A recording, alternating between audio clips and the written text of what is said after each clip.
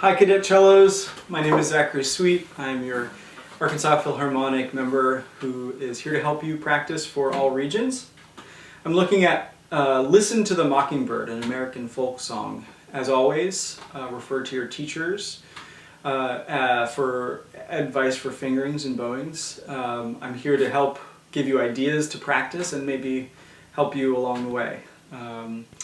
There are three parts to this video. The first is I'll play it through with a practice tempo that I've decided for myself.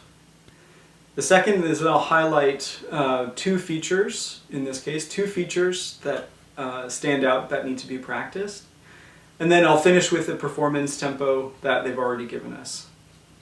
I've decided that my practice tempo is 80 beats per minute. Here's what that sounds like.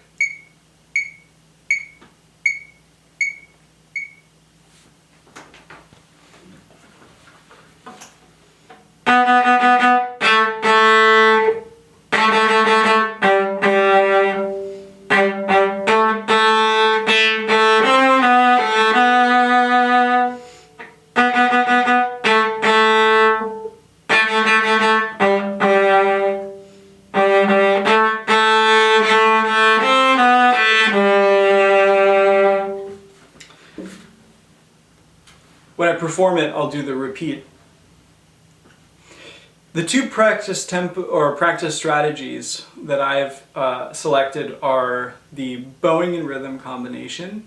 We have the one I'm looking at specifically is the first measure, where we have 16th notes followed by quarter note, eighth notes followed by, eighth note staccatos followed by a quarter note sustain. So I want to make sure that all of that is pretty clear.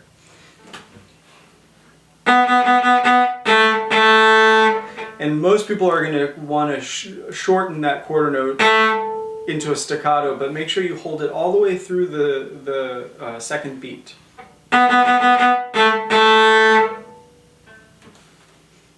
happens again in the next measure. And then again in measure 4 and 5. This won't take very long. Just note that it requires a little bit of attention to articulation and rhythm. So use your metronomes.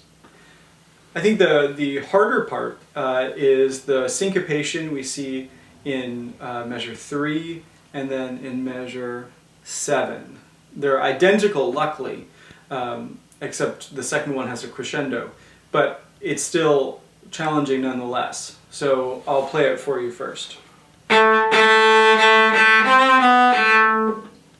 Here's with the crescendo.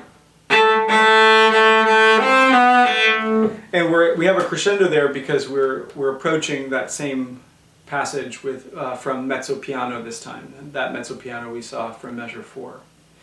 Whenever I have a syncopation, I always like to subdivide. Ask your teachers about this subdividing. It's just something that I do that I found very helpful. I always subdivide to the lowest rhythm common denominator. In these two measures, the lowest rhythm we have is an eighth note, so I'll subdivide everything into an eighth note, and I will keep everything as much the same as possible. Here's what that subdivision sounds like. I forgot the slur at the end, but because we're subdividing, you'll notice that it's not going to be possible to keep it up bow. So I'm not going to worry too much about the bowing just now. I'm just practicing the rhythm. I will practice the crescendo though, so I'll start from mezzo piano and then I'll do the crescendo. Now this is measure 7. I want to practice that bow division of getting louder. Here's what it sounds like then without the subdivision. You need quite a bit of sting to get that accent. Here's with the crescendo in measure 7.